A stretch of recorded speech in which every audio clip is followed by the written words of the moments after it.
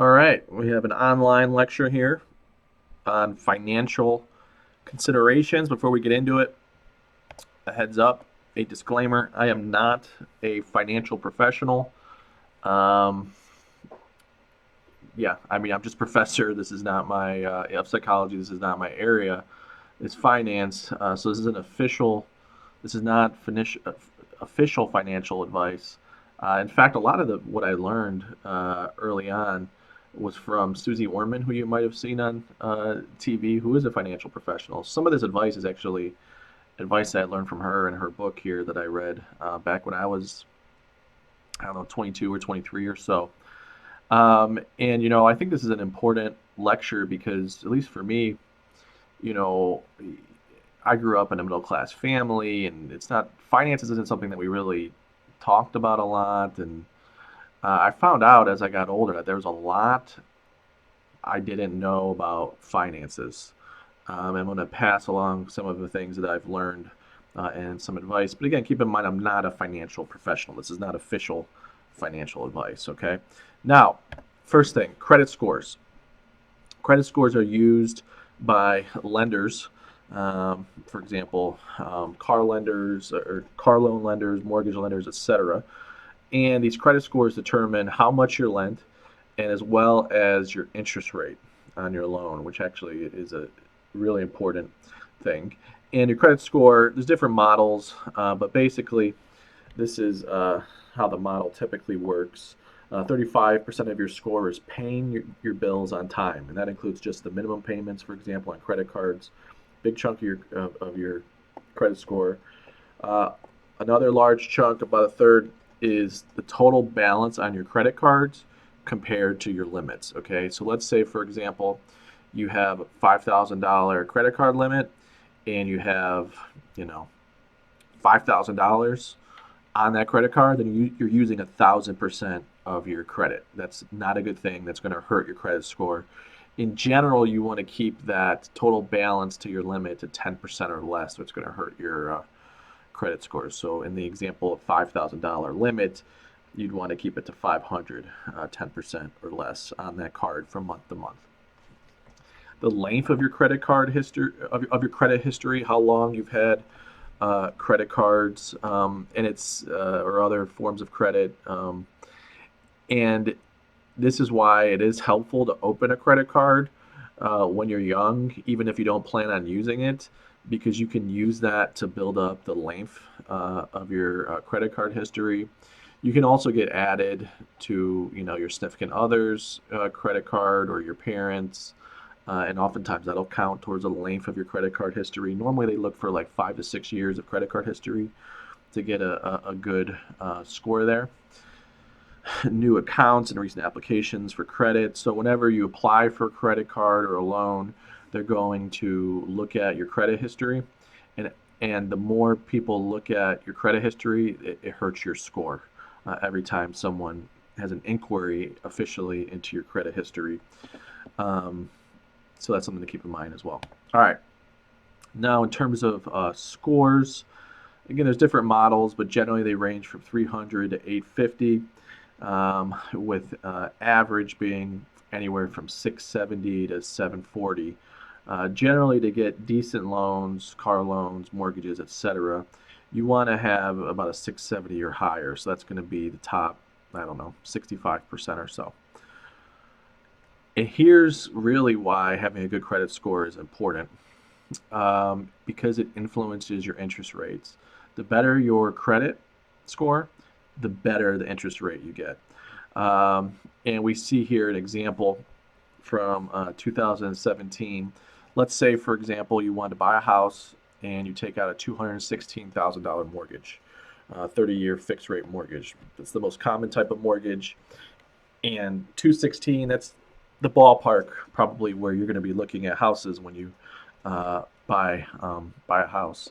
So what you'll see here is that the interest rate can be anywhere from 5% to 3.6%, and this is as of 2017. So these aren't accurate now, but the relative difference is accurate now.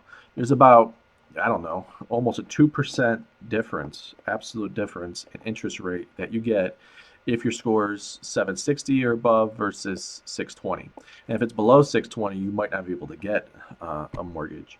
And you can see how this influences your monthly payment. Okay, the higher your interest rate, the more interest you're charged, and the more your monthly payment's going to be. So, for example, for this $216,000 loan, if you were in the lowest credit score at this time, your payment would be 1190. Whereas if you were in the best credit score range during this time, your payment would be 987. Now let me break out my calculator here. 1190 minus 987, that is $203 a month difference, simply as a function of your credit score and whether or not you have a good credit score. Now keep in mind that this is only going to get worse as you think about it over the course of this 30 years, right? So $203, let's call it 200 to make the math easy, times 12 months, that's $2,400 a year. And then times a 30-year mortgage, that's $72,000 difference based on having a credit score in the top range versus the lower range when applying for a mortgage of this size. $72,000. So pay attention to that credit score. Pay your bills on time. Don't run up balances on your credit cards. That's going to be important when it comes time to buy a house, okay? Now, how many of you even know your credit score? Probably most of the time people don't know, especially people who are underclassmen. It's really easy to get and track your credit scores. A good product or a good website is Credit Karma. That's what I use. You get your credit scores for free every week. And this is not an official inquiry, so it won't hurt your credit score to check your credit via these websites like Credit Karma. These inquiries only hurt your credit score when you're applying for a loan and the lender is looking into your credit history officially. Okay, so let's get into credit cards. All right, now credit cards can be very dangerous because they accrue very high amounts of interest if you don't pay your balance before the next billing cycle. So let's say I use my credit card to buy a laptop, right? Buy $1,000 laptop. As long as I pay back that $1,000 by the end of the month, by the time of my next statement, I'm not going to accrue any interest. But the second that I go past that billing cycle, now I begin to accrue interest. And these credit cards have annual interest rates. So for example, if the annual interest rate is 12%,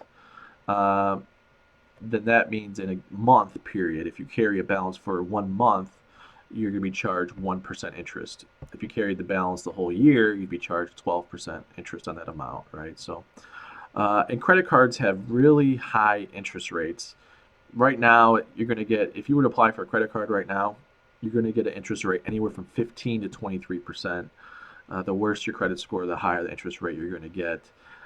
And these can really bury a person, as we'll see in a second. Now, credit cards have minimum payments, and those minimum payments are typically set at 1% of your balance, okay? Or like $30, whichever is more. All right, now that's a small amount, that minimum amount, okay? And it's always, again, set to about 1% of your balance or $30, whichever's more. And this can really bury people when you combine that low minimum payment with these high interest rates. And for that reason, the federal government actually mandated that credit card companies on their statements have to provide this little information here about how long it would take you to pay off the balance if you only made the minimum payment, and then also how much interest you'll end up paying. So here we have, as an example, a credit card with a balance of about $8,000 and a minimum payment of $159. So it looks like they have a 2% minimum payment, and they have this minimum payment warning here. Again, the federal government makes credit cards do this now because they just have buried people in the past. And it says if you make only the minimum payment each period, you will pay more in interest and it will take you longer to pay off your balance. So it gives you an example here of, okay, if you only made the minimum payment on this balance of $7,916, it would take you 23 years to pay it off. And you're going to be paying a total amount of money of $16,000 to pay back that approximately $8,000, right? So you're basically having twice the amount you borrowed in interest over the course of paying this 23 years minimum payment. Whereas, and they give you another example here. Typically, this example is the amount to pay off your balance in 3 years. And it says, okay, but if you make, instead of the minimum payment of $159, if you make a payment of $266.74, you're going to pay off this balance in 3 years, and you're going to pay a total of $9,600. So you're going to save about $6,800 in interest. So again, this just illustrates how credit cards can be very dangerous because of their low minimum payments as well as these really high interest rates. So you should really avoid using credit cards and not paying them off every month as much as possible. All right. Now, if you wanted to toy more with, interest rates and payoff periods and things like that, and debt repayment, this is from Credit Karma's website. It's one of their resources, and you can find these at a lot of different websites, but this is just from Credit Karma, and I would recommend Credit Karma. It's pretty user-friendly. What you put in here is the amount that you owe on your debt, your interest rate, and 20% is not uncommon for credit cards. And then you either put in how much you want to pay every month or how long you want to pay off that balance in. And so I just put in 12 months here and say, okay, I have this $1,000 balance, 20% interest rate. I want to pay this off in 12 months. I hit calculate, and then down here I have the balance, 1,000, interest rate 20%. And okay, if you want to pay it off in 12 months, then you're going to have to pay $93 a month. Okay, so take you 12 months. Then down here, it shows you you're going to pay back about $111 in interest if you do it this way over 12 months.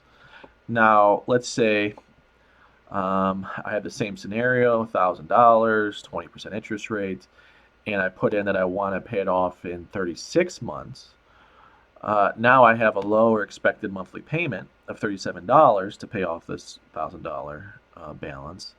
But you'll notice the amount of interest that I pay over the course of the loan is $340. So I have longer to pay it off.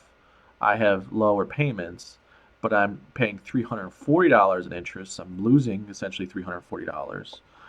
Whereas if I pay it off in a year, it'd be $111, right? So that's about a third of the total there. So be wary of credit cards. Now, some credit cards have 0% interest periods. Normally, or oftentimes when you first sign up for a credit card, they'll say, okay, you have no interest for the first 12 months, okay, as a way of, getting you to sign up for the credit card. And obviously, this sounds like a pretty nice deal, and it can be, but eventually, after 12 months is over, you're going to be charged interest. And that's why the credit cards do this, because they want to credit card companies do this, they want to hook people, right, and have them rack up a large balance where a year down the line they're going to be paying a large amount of interest on. Now, another thing that credit card companies do is they may send you balance transfer offers either when you sign up for a card or as throughout the life of having the card. And normally this is 0% interest for 12 months on any balance you transfer to the card, and there'll be like a 4% fee on that. So if I transfer $1,000 from one card to another, I'd be charged, $40 in a fee. And the nice thing is that card I'm transferring from probably has a 20% interest rate, and I'm going to have, at least for a year on this new card, a 0% interest rate. But here too, this can be dangerous. The reason the credit card companies do this is because they want you to bring that large amount of money sometimes to their card, because they know when that interest-free period ends, they're going to be charging you a large amount of interest on that debt. So that being said, sometimes people have to use credit cards. I mean, things happen, right? It's just how it goes sometimes. And sometimes people get into debt or whatever the case may be. Now, if you get into debt with credit cards, okay, what you can do, the strategy that you can do, is you just sort of keep transferring the balance every year to different cards. And then effectively, what you have is a 4% interest rate because you're paying this 4% fee every year to transfer it to a new card. But that is a risky game, and it's really, I would only use it as a last resort because you never know if you're going to get those transfer offers. And once someone has a lot of debt, they stop getting these transfer offers. So it can be an option to get you out of some financial trouble, but don't take it too far. All right. Student loan debt. People who are, uh, anyone who grew up after the 2008 or during the 2008 financial crisis tends to be more um, avoidant of debt. They don't like taking on debt. People who are 18, 19, 20 now really don't like taking on debt because they saw what happened in 2008 to their parents, family members, friends, etc. And this debt, is seen as a very bad thing. That being said, student loans are an investment. Okay, they're an investment in yourself, and any investment is going to have with it some level of risk. Okay, and the thing to keep in mind here is that student loans are an investment insofar as your earning potential is going to be associated with your level of education. Uh, what we um, what we see here is lifetime earning potential with a high school, bachelor's degree, master's degree, and doctorate degree. Okay. Now we've talked earlier about how, for example, the tuition for a master's program is going to be about $40,000. And that sounds like a lot of money. $40,000 sounds like a lot of money. But you have to keep in mind the difference in earning potential over the course of a lifetime, comparing, for example, a master's degree and a bachelor's degree, and just, back of the envelope comparison here, it's about a $400,000 difference. So that $40,000 in tuition is essentially an investment to earn $400,000, and so you're getting 10 times essentially return on the investment. That's a pretty good investment. But there is, of course, the risk of not being able to pay back the debt, right? And not getting a master's degree. And now essentially that money is lost, and there's not the possibility for um, this large return. Um, so this, but if you think you're able to complete a master's program or a doctorate program, I mean, you need to weigh that risk, right? Are you able to do it? If you are, then maybe it's not that big of a risk. Now, and the nice thing about student loan debt, when you have federal loans, okay, these are from the federal government, and these are going to be, anyone who's a citizen of the United States could be able to get these.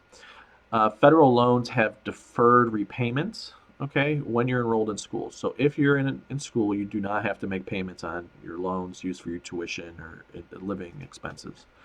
Also, after you leave school, you get a 6-month grace period where you don't have to pay back your loans, okay? Now, there's two different types of loans. There's subsidized loans and unsubsidized loans. Subsidized loans means that the federal government pays the interest while you're in school, so it is not accruing interest. The government subsidizes the payment of that interest. Unsubsidized means that those loans are going to accrue interest even while you're in school not making payments. Um, in terms of the repayment plan, once you get out of school and get past your 6-month grace period, the standard repayment plan is equal monthly payments to pay off your loan in 10 years. Okay. And the interest rates, they aren't bad. I mean, interest rates are about 6%. Certainly substantially better than, for example, credit card debt or other personal loans. Federal loans have fairly good, relatively good interest rates. Now, so the standard repayment plan has these equal monthly payments for 10 years. Okay. But there are also these income-driven repayment plans, where what you pay is based on your income. So theoretically, you should never have to pay more than you can afford, right? Because it's always that payment's always going to be based uh, on your income. And we have here a few of the income-driven repayment plans.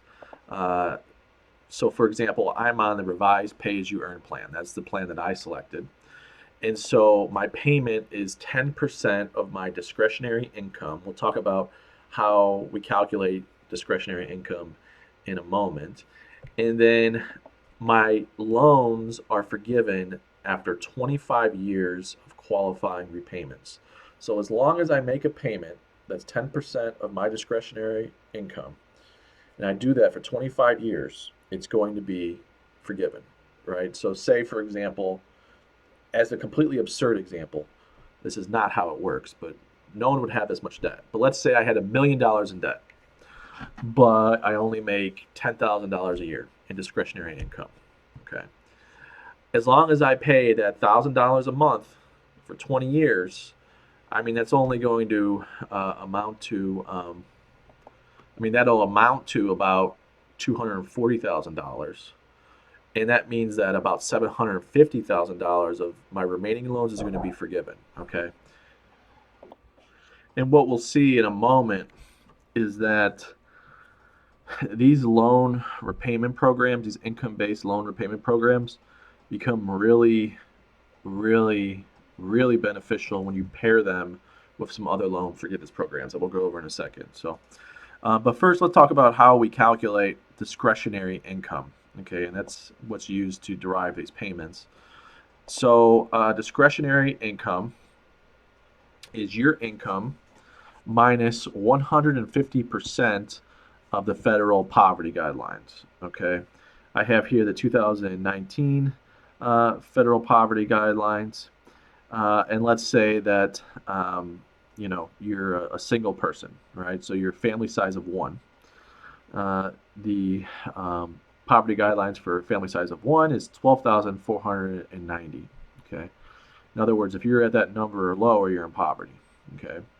Now, the way you use this discretionary income to calculate your payment is, let's say, for example, John has $120,000 in student loans total.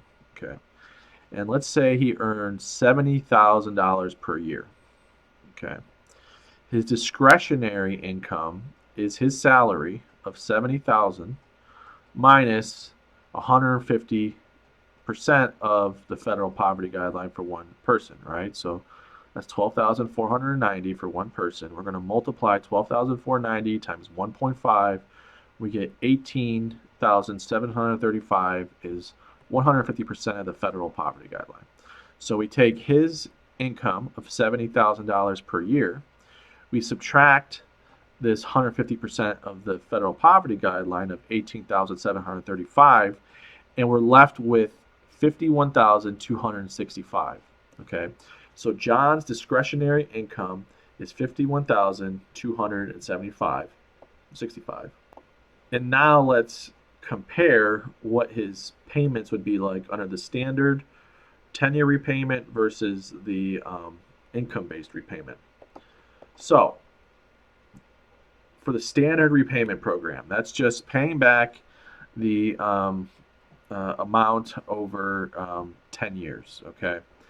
And it's actually, so for example, we have $120,000, 120 months and 10 years. That's about $1,000 a month.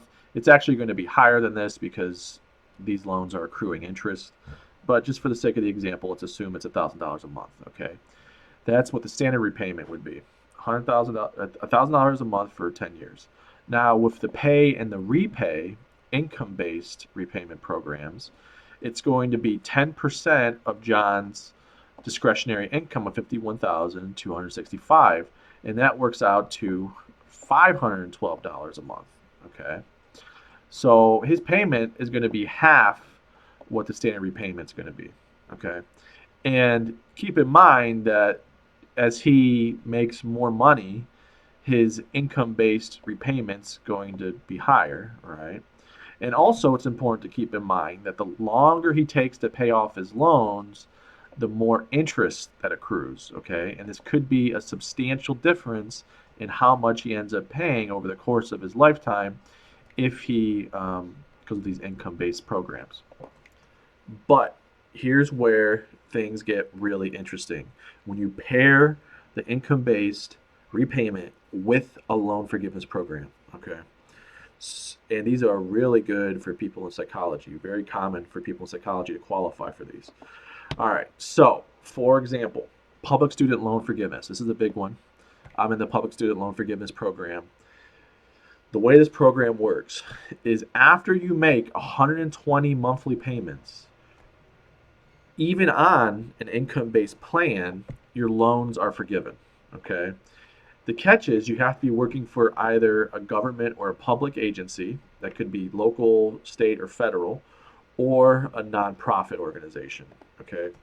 So basically, any government job is going to work.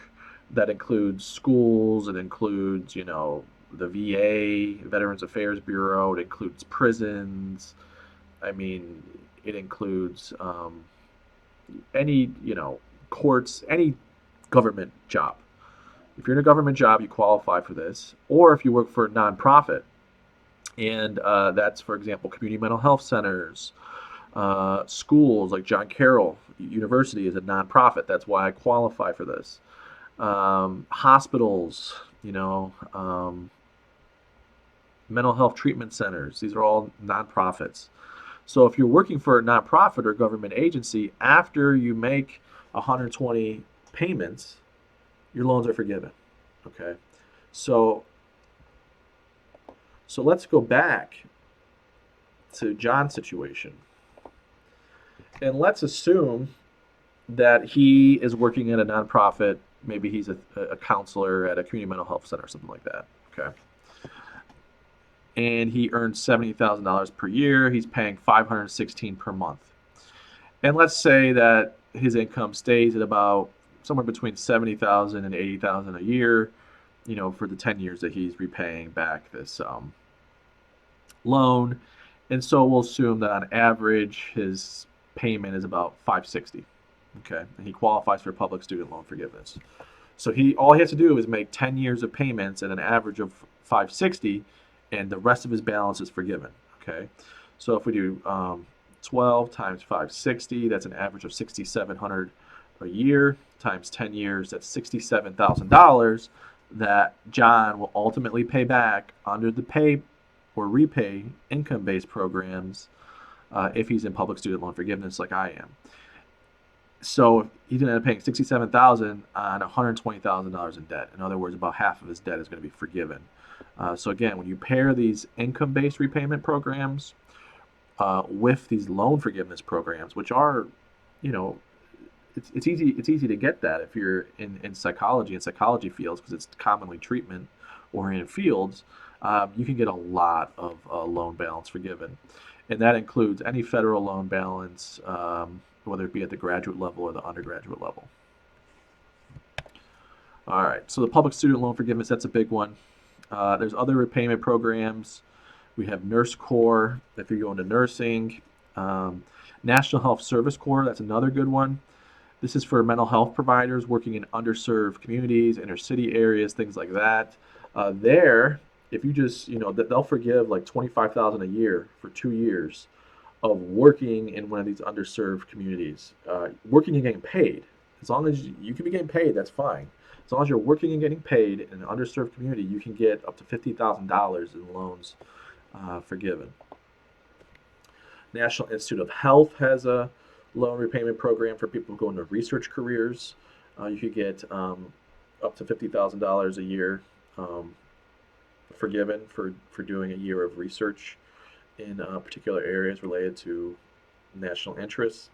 Those are pretty competitive. The military has really good student loan forgiveness programs. So that might be a good option. For law school loan forgiveness, there's some options there to look into. So there are these programs that you can get help with paying back your loans. Okay. Now, try to avoid at all costs any private student loans. Okay, that would be non-federal loans. These have higher interest rates, and they are not going to qualify for these loan forgiveness programs. Only government loans qualify for these loan forgiveness programs, as well as these income-based repayment plans. All right, so something to think about, reflect on, maybe tonight or tomorrow. Think about how the different earning potential at different levels of education and debt and these loan forgiveness programs influence your decisions about what careers you want to go into, what level of education you want to pursue, etc. Something to think about. Now, enough about debt and paying back debt. Let's talk about saving for retirement and making money. Okay. So you all are in an incredibly good position as relatively young people to invest and make a lot of money over the course of your lifetime for retirement. The reason for this is something called compound interest. Okay. Compound interest is like magic. We're going to watch a little video. This is actually a former Cleveland Browns linebacker who was talking about this compound interest to other Browns players during a documentary on HBO called Hard Knocks. Kind of funny, and hopefully it'll help help so that you remember in the future that compound interest is like awesome. Who here knows what compound interest is? This is real. Financial advisors are everywhere, okay? They'll take your money and they'll take 1% of everything you got. And you're like, oh, it's 1%. Doesn't matter. I know it matters. It matters. I ain't trying to say a lot. Because if you learn this yourself, you can make $1 billion. We got a lot of money right now, right? This is the easiest equation to make you rich. You have $1 million, and after 7 years of getting 10% on that money every single year, okay, you're making money off of it. You're going to double it after 7 years. So you double your money every 7 years for 42 years. You get 64 times your original money. So you got $1 million. You can end up with $64 million by the time you retire. Nice. If you don't turn that. Listen, Miles has got $30 million. Okay, so let's say Yo, add that. This mother be a billionaire by the time he was. So hold on. I'm asking this again. So you telling me, bro? It's crazy. It's believe it. I swear to God. No, you don't believe that. Believe that. Bro, I've been thinking that the past 3 months, and I don't spend like money on stupid. I met Taylor Swift, and before the concert, I was like, I need to buy a Rollie, so she knows I got it, and I didn't because of this. So you telling us that all we gotta do is put $100,000 in the bank and let the sit there? 100%. Let it sit. Don't touch it. Interest. It's called interest, and it's so easy. When you go to the store and you buy something for $10,000, that's $640,000. Perky boy, So I used to charge people for that. That's good knowledge, man. All right, so yeah, compound interest. And let's go through the numbers of how compound interest works. As entertaining as that was, it wasn't the most educational. So let's just go through a little scenario here. All right, so let's assume that you invest $300 per month and earn an 8% average annual return on your money, which is fairly reasonable. The stock market over the past 40 years on average has grown, 7, 8, 9%.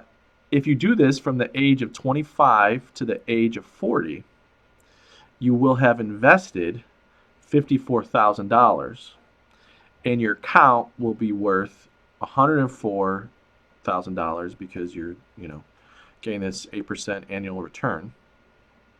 Next, assume that you never invested another penny, but you keep the 100 and some change $1,000 invested and earning an average of 8% per year. So you invest from age 25 to 40, then you stop when you're at $100,000. When you turn 70 years old, your investment will be worth A, 450,000, B, 622,000, or C, 1.05 million. The answer is C. Okay, $300 a month for 15 years. Then you just sit on it. It will turn into $100 million at an 8% return. All right. But let's look at a different scenario. Okay. Now assume that instead of starting at age 25, you waited until age 40 to start investing when you had your midlife panic. Oh my God, I don't have anything invested. I need to start. I need to retire in the next 20, 30 years. Assume you invest $300 per month and earn an 8% average annual return on your money. But in this case, you do it from age 40 through age 70. So that's 30 years total. Remember, in the last scenario, you did it from age 25 to 40, so 15 years. Here, you're starting later at age 40 and doing it from 40 through 70, so 30 years total. When you turn 70, your investment will be worth 450,000, 622,000, or 1.05 million. The answer is A, $450,000. Okay, even though you put in twice as much money, okay, you ended up earning less than half what you would have earned if you put that same amount of money in from age 25 to 40. The reason for that drastic difference is compound interest. Okay, again, if you get, for example, an 8% return or thereabouts, basically every 10 years, whatever money you have is going to double. And the way this works is you see the largest gains as you get later into that doubling. All right, so let me give you an example. Let's say, and I'll give you an example of my son. So, I actually set up basically a retirement account for my son, and when he gets birthday money, or in the future when he gets money for I don't know, communion or whatever, I'm going to put that money into a retirement account for him and start as young as possible, right? Because it's compound interest. So let's say, for example, that I have $5,000 right now. Okay, we'll just use an even number to make the math simple. Let's say I have $5,000 now in his account, and he's 4 years old. Okay, and now how will that money change if I invest it now at 4 years old? Okay, so he has $5,000 now at age 4. That means he'll have $10,000 at age 14. That means he'll have $20,000 at age 24. And he'll have $40,000 at age 34. And then he'll have $80,000 at age 44. And then $160,000 at age 54. And then $320,000 at age 64. And then $640,000 at age 74. So you can see how those later jumps, those later doublings, and we have exponential growth essentially. Those later doublings give you the most bang for your buck, for your time.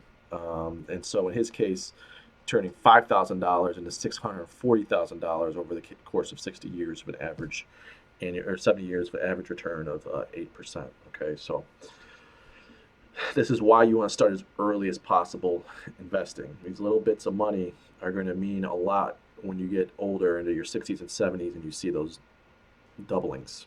Okay? All right. Now, how do you save for retirement? So there are basically two different types of retirement accounts. It's cut off here, but a 401k and a Roth IRA. Okay, these are the two main ones that you can, most people invest in. 401ks, most retirement plans are 401ks. The way this works is typically the employer will make you put in some minimum, okay, like around 5%. And then they'll also match your contribution up to a certain percentage anywhere from like 7 to 10%. Really good jobs, maybe even higher.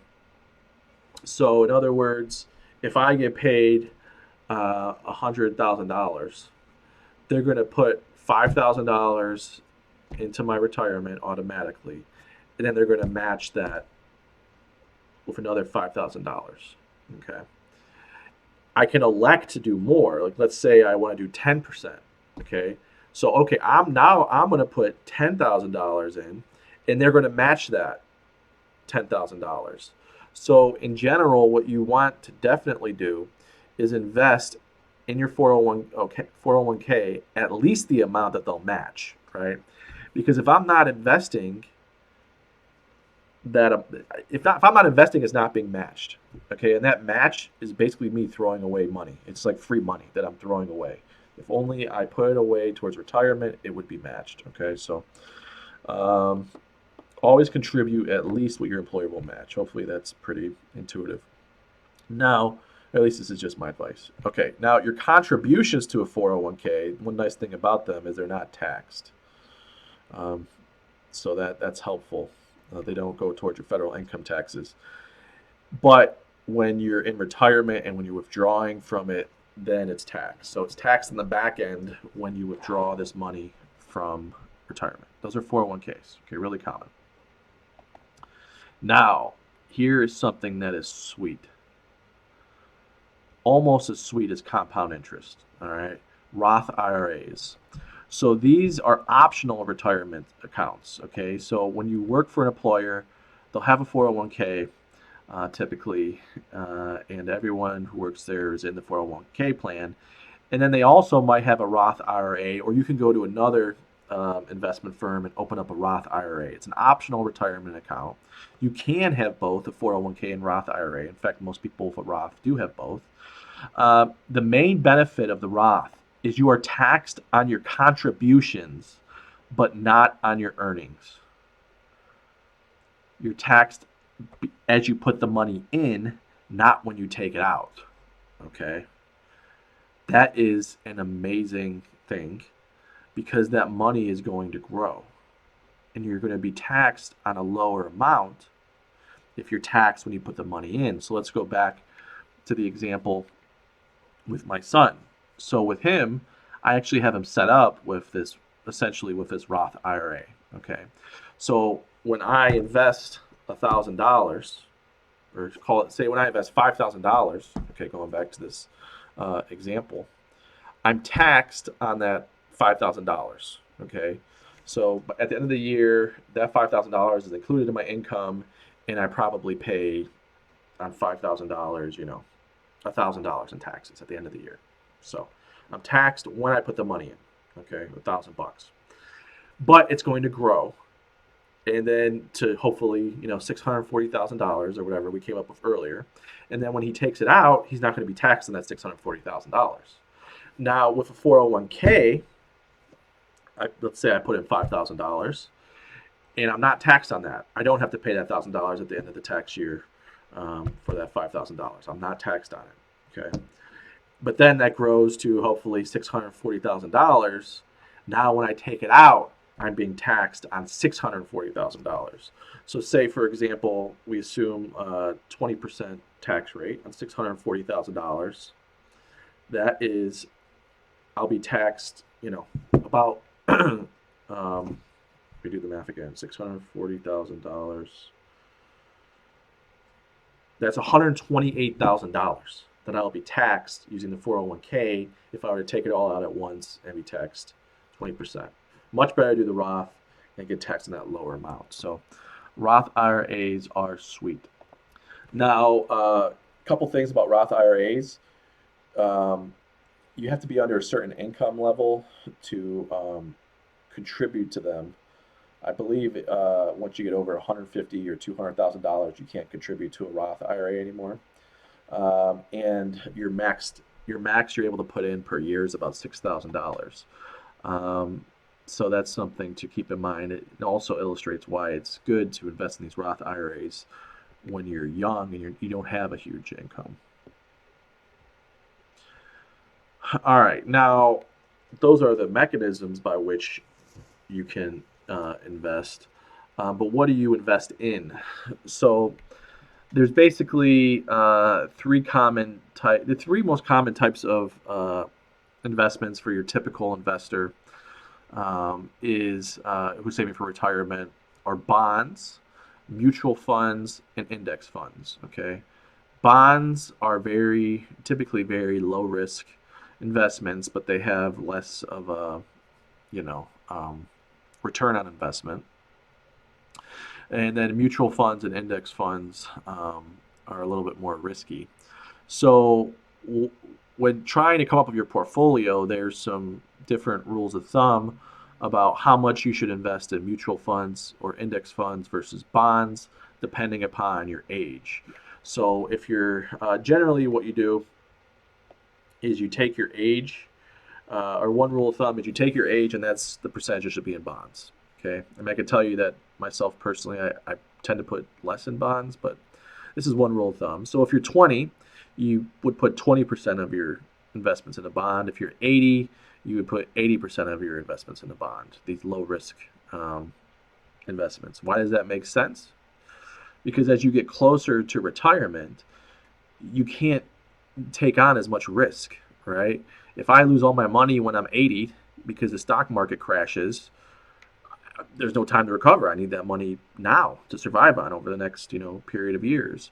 Whereas when you're younger, you can take on that risk, right? Because you have time to write it out. So I mean, now's a good example with this COVID-19 situation, right? I'm 33 years old, and I'll be retiring, I don't know, 30, 40 years. The stock market crashed. I mean, for me, lost about 25% of my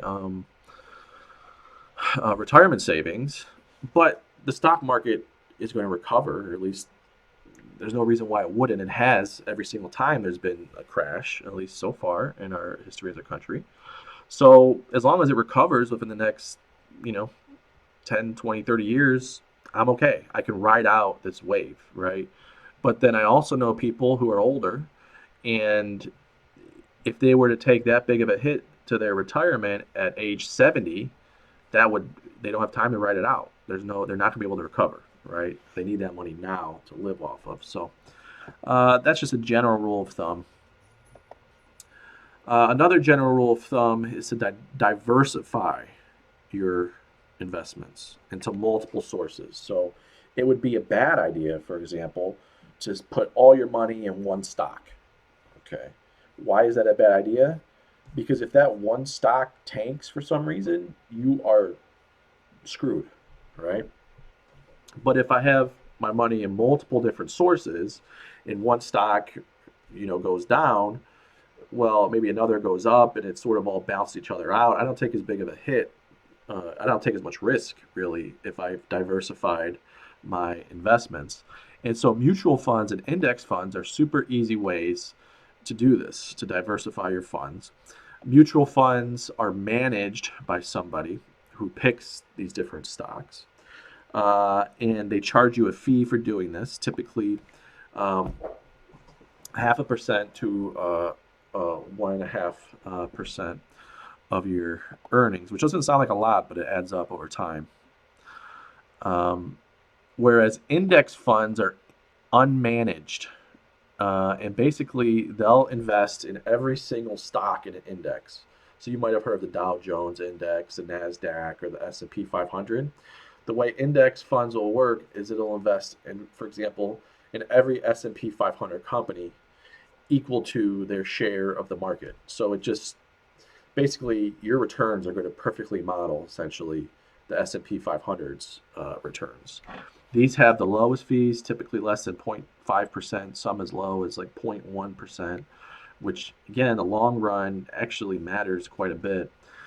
And typically, it's important to know, index funds have historically outperformed managed funds on average. Index funds tend to do better. In other words, people have a hard time consistently beating the market. So index funds can be a good option. You just throw it in an index fund, let it sit, and let the economy and the stock market rise over a period of time and have these low rates, or low fees. All right. Now, something a little bit more, um, closer to your, maybe a more relevant concern to you now is like buying a car, for example. Okay, here's my advice for buying a car.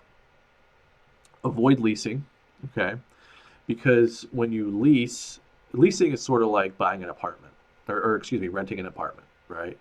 Where you pay this money every month for your car lease, just like you pay this money every month for your apartment. And then when your car lease is up, they take away the car.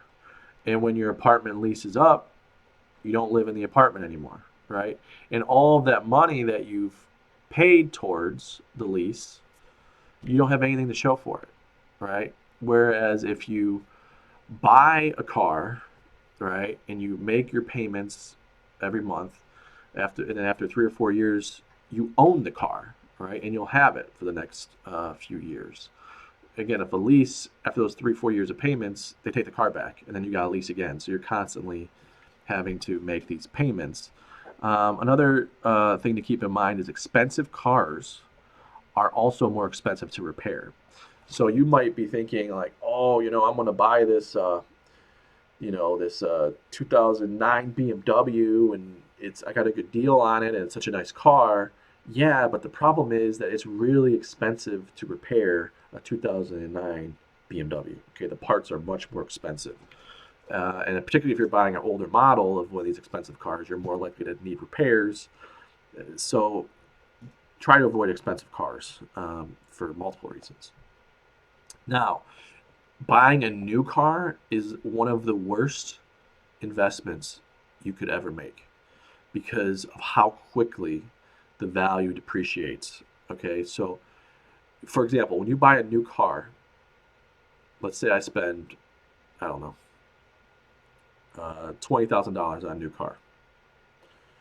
I drive it off a lot. Do you know what the value of that car is now? It's about maybe $15,000 to $16,000. Okay, so with driving it 1 foot off of the lot, it depreciates like 20%, 15 to 20%. So they're a really poor investment because their value depreciates so quickly. Okay, this is in contrast to a home, for example, where when you buy a house, it typically increases in value over time. So like houses are a good investment, but new cars, bad investment. Buying a used car saves you a lot of money. We can look at an example here. Compare, for example, 2019 Toyota Camry, about $25,000. You could buy that, or you could buy a 2-year-old car with only 10,000 miles on it and pay $15,000. You're saving $10,000, and the only difference is 10,000 miles and a couple of years of updates to the car. Right? So, until you have a good amount of money saved up, it doesn't make a lot of sense to buy a new car. For insurance, there's different types of car insurance. There's collision insurance and then liability insurance. Liability insurance is what you have to have by law, right? So that if I get in an accident and I'm at fault, my insurance company will pay to repair the other person's car. I need to have that by law, and that's relatively inexpensive liability insurance.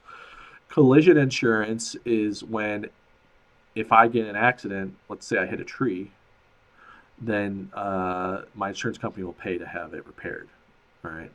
Or I don't know, my car gets stolen or a tree falls on my car, whatever.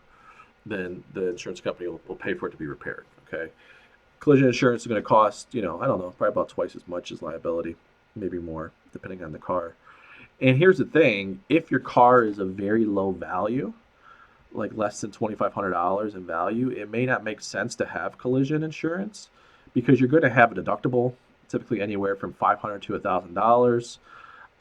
And the insurance company is never going to give you more than what your car is worth. Okay. So if I have an old car with 150,000 miles on it, it's only worth a couple $1,000s, whatever. And I have collision insurance on it. I hit a tree. Now basically they're only going to give me like $1,000 after my $1,000 deductible, right? And I'm paying all this extra money for this collision insurance. It doesn't make a lot of sense. Basically, you only want collision insurance if your car is of decent value. It doesn't make sense otherwise. All right.